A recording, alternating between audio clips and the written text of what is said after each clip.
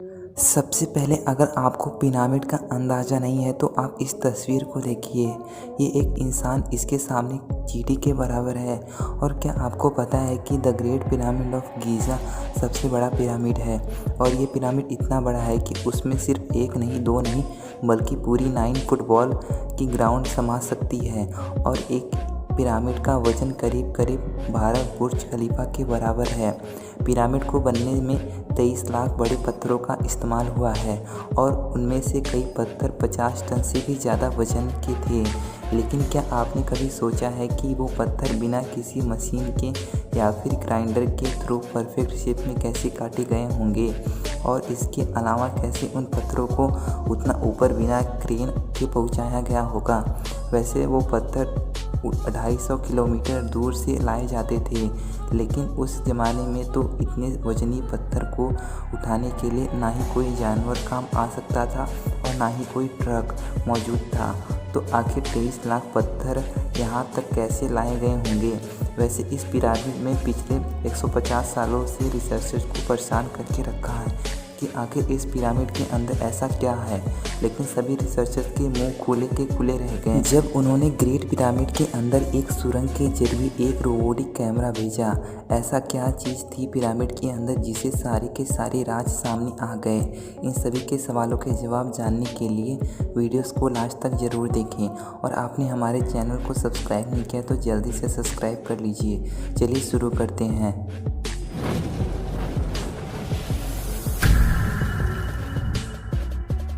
दोस्तों, जब ये रहस्यमयी पिरामिड की कंस्ट्रक्शन शुरू की गई थी तब बहुत सारे स्क्वायर और रेक्टेंगल शेप के पत्थरों की ज़रूरत थी, लेकिन उनके पास उस ज़माने में ग्राइंडर नहीं था।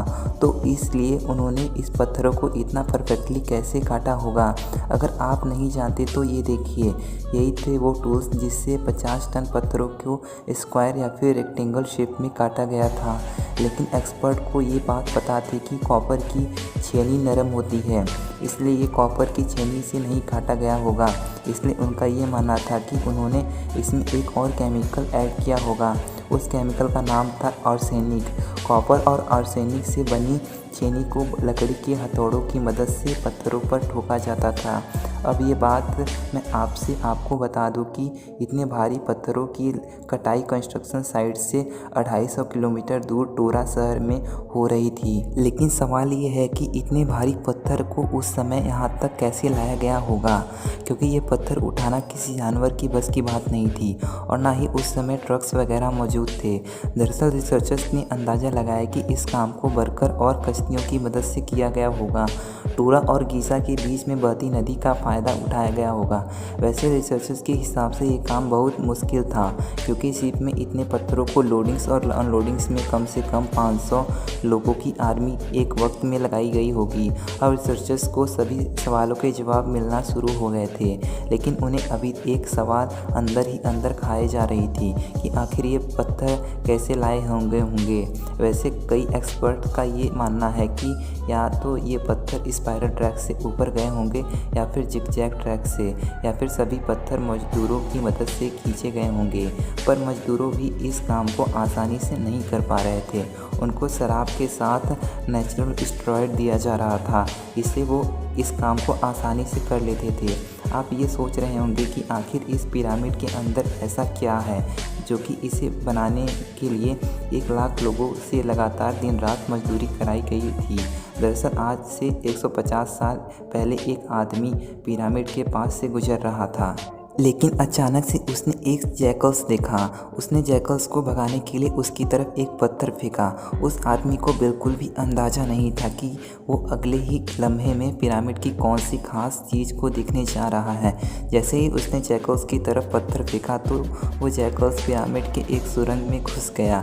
ये देखकर उसने इंसान को रहा नहीं गया कि आखिर इस पिरामिड के अंदर क्या है और वो बिना देर किए पिरामिड के अंदर चला गया।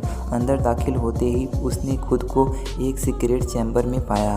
उन दीवारों पर अजीब गरीब भाषा में कुछ लिखा हुआ था और यही वो दिन था जब रिसर्चर्स को पता चला था कि पिरामिड के अंदर एक सीक्रेट चैम्बर भी है।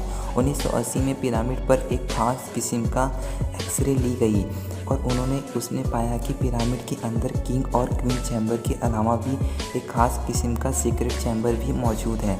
रिसर्चर्स का ये मानना था कि शायद ये वही चैम्बर्स हैं जिसमें पिरामिड के सारे राज दफन हुए हैं। आखिर इस चैम्बर में क्या, इसे पता करने के लिए 5 सालों में एक खास तरह का रोबोटिक कैमरा तैयार किया गया और उसे इस चैम्बर में सुरंग के जरिए अंदर भेजा गया।